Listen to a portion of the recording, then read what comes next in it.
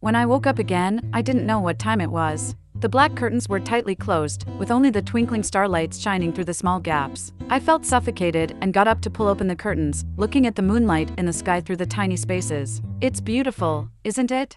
Ding! Wisnovel reminds you to click the subscribe button in the bottom right corner to read the complete novel. I didn't know when Eddie appeared behind me. He embraced me from behind, resting his head on my shoulder and taking a deep breath. I ignored him and muttered to myself. When I was born, it was also a full moon like this, so my parents want me to have a full and happy life. He followed my gaze. But I don't like the moon in the sky. I can see it, but can't reach it. Who cares if you like it or not? The moon doesn't revolve around you. I retorted. I want Alicia to revolve around me. He picked me up and spun me around in place, acting childish and carefree. It also reminded me of the Corey who always smiled at me. It was rare. This was the first time I spent time alone with one of the twins. What about Corey? I was curious. Alicia always favors my brother. He turned my body around, using a spoiled tone. Alicia, I want you to say you love me. I closed my eyes and refused to respond. He leaned in close to my ear and whispered as if sharing a secret. Today, my brother is working late. Let's secretly go on a date. A date? Going out? Hearing this, my heart raced, and a fire seemed to burn in my chest. I tried to control my trembling hands, filled with excitement. Eddie pointed to the sky. I'll take you to the mountaintop to see the moon, okay? As long as I could go out, I would have a chance to escape. Okay. I immediately showed my joy. Then Alicia, say you love me. He persisted for a long time, and finally, after I said I love you many times and called him honey several times, he changed his clothes and took me out. Eddie drove me up the mountain, and the car was unusually quiet. I pressed the car window, and the cold air rushed in, making my tears uncontrollably flow. Such free air shouldn't be a luxury. Alicia, what's wrong with you? Eddie noticed me. I answered truthfully, I've been locked up for too long. I haven't breathed this kind of free air for a long time. He touched my hand. Alicia, I love you just like my brother. Why can't you accept me? I countered, why do you insist on having your sister-in-law accept you? Perhaps it was because of the word sister-in-law that triggered him. The car suddenly accelerated, and before I could react, I was thrown heavily against the backrest. The car finally stopped at the mountaintop. I realized the danger and was about to explain, but my ears caught the sound of the seatbelt being unbuckled. Before I could think of what to say, he had already leaned over. He released my seatbelt with one hand and held the back of my head with the other, biting and nibbling at my neck. Stop, we're still in the car. I tried to push him away. He let go of me.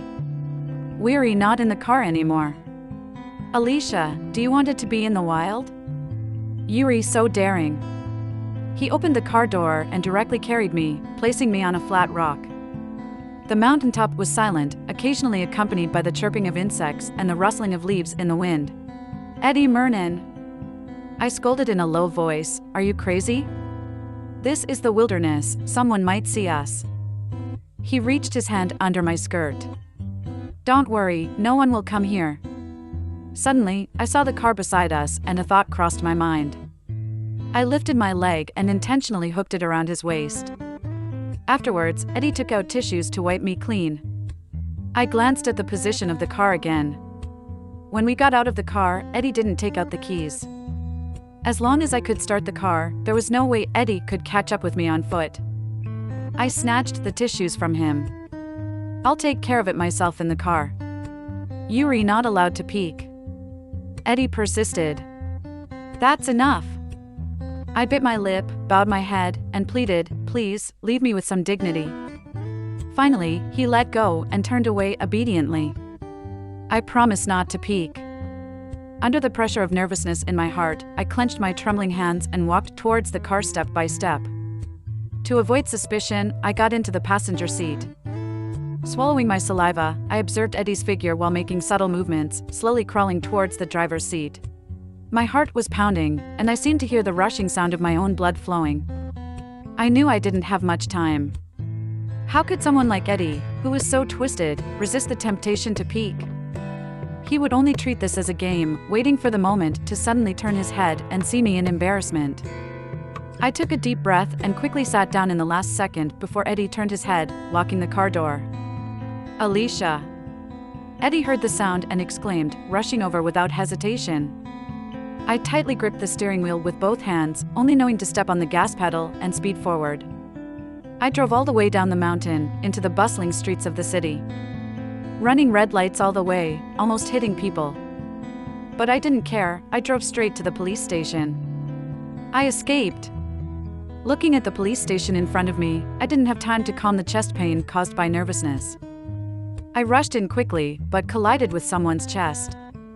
"I'm sorry." I apologized repeatedly and wanted to continue running inside, but then I noticed that he was wearing a police uniform. I held on to him. "You're a police officer, right?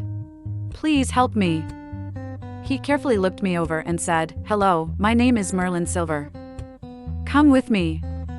I was supported into the reporting hall, and when I saw the person in front of me, I was stunned. It was Corey Mernon. He seemed to know that I would come and was waiting for me here. I stood frozen in place, at a loss for what to do, and Corey rushed over to hug me. "Alicia, why did you run out alone? You worried me so much. Get away." I pushed him away with all my strength and hid behind Officer Silver. "It's him, he has a twin brother. They both raped me and imprisoned me." "Alicia, what nonsense are you talking about?" Corey continued to pretend. "Rape?" Officer Silver in front of me reached out to protect me and called a few on-duty police officers to control Corey. I finally breathed a sigh of relief. Corey remained silent, calmly looking at me as if he had everything under control. I was taken to gather evidence, but there were no signs of coercion on my body. Officer Silver looked at me with a scrutinizing gaze. "Miss Horler, making a false police report carries legal responsibility." I didn't. Everything I said is true. I didn't know what had happened, but his attitude towards me had completely changed. Officer Silver tapped on the computer screen a few times. "First of all, according to the household registration information, your husband Corey Mernon does have a twin. But his brother was declared dead by the hospital at birth, so this person doesn't exist." "But he does exist.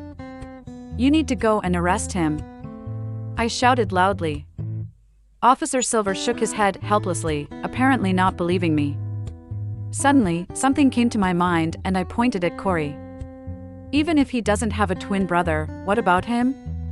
He raped me, imprisoned me, and even killed my dog. His charges should still stand, right?" Officer Silver shook the papers in his hand. "But there are no signs of violence on your body, insufficient evidence." I couldn't believe it. I assented. "Considered rape if there are no signs of violence?" "According to the law, as long as it goes against someone's will." "But you are in a romantic relationship, and you're even engaged." Officer Silver interrupted me.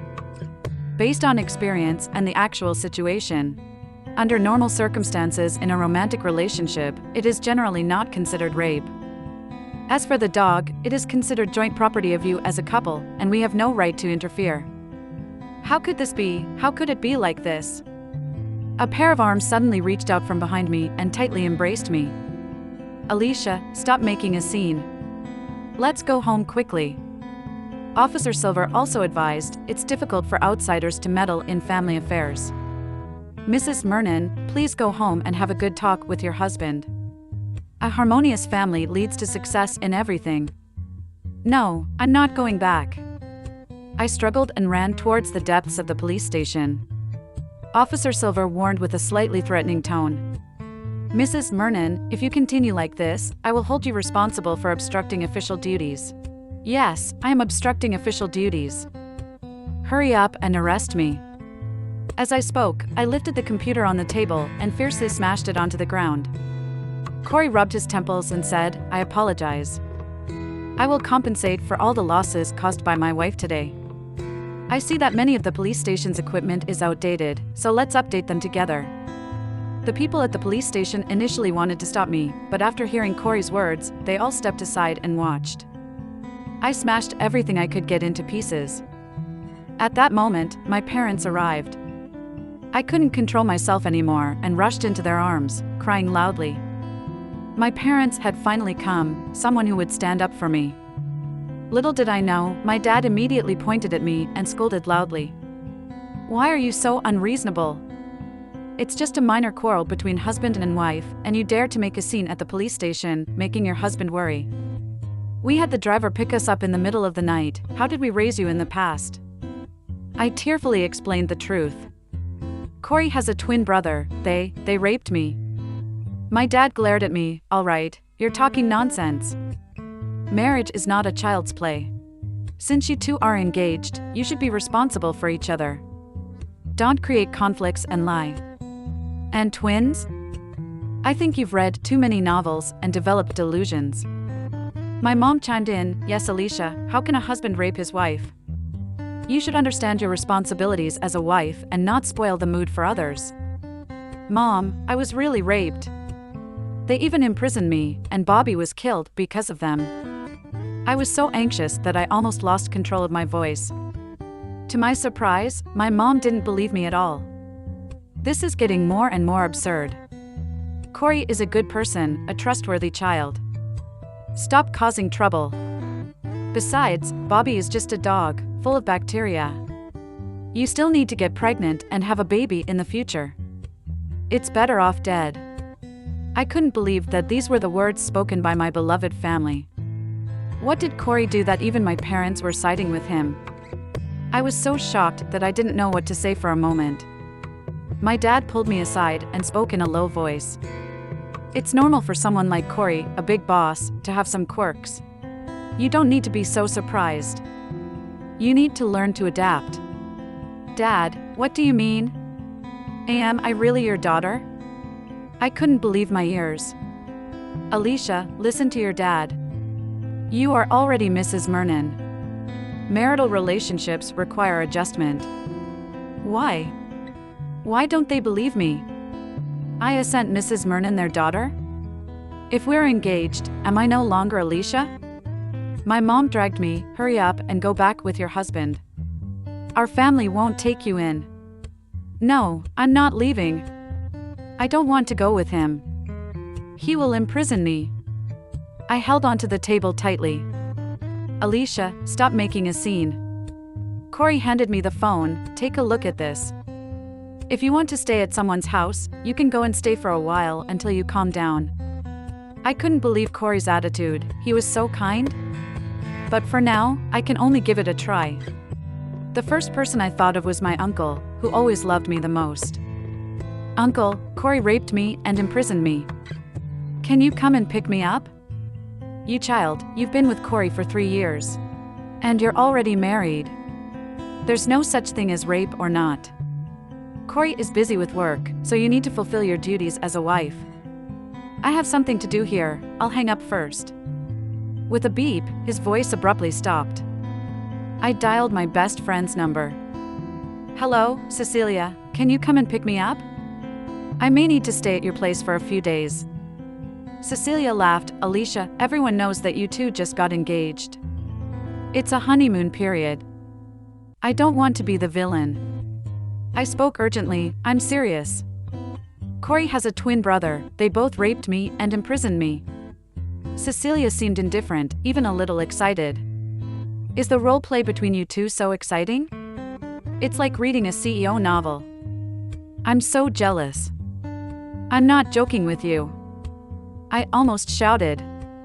Alicia, everyone knows that Corey is a husband who dotes on his wife, he takes care of you in every way. Put away that temper of yours and stop causing trouble. Relatives, friends, colleagues, superiors, teachers, senior schoolmates. I called everyone in my contact list, but no one believed me. I thought I had an army behind me, but it turns out I was all alone. Even though I was the one who was hurt, why was everyone blaming me? At that moment, all my hopes collapsed. A chill ran down my spine. Corey, you're so good at pretending. My parents dragged me and forcefully pushed me into Corey's car. After returning, I was locked up. In the dark basement, I couldn't see my hand in front of my face and could only hear my own breath. I groped around, wanting to run, but my ankles were bound by iron chains. In the endless darkness, I felt fear like never before, curling up into a ball. I didn't know how long it had been when Corey came. I greedily felt the faint light coming through the crack in the door. You're scared, aren't you? He held me in his arms. Being in darkness for so long, one always hopes for light to appear. In the past, you were my light, now let me be your light. I cursed loudly, spewing out all the filthy words I could think of. He wasn't angry, just smiled lightly and listened quietly. Until my mouth was dry, he touched my head and left.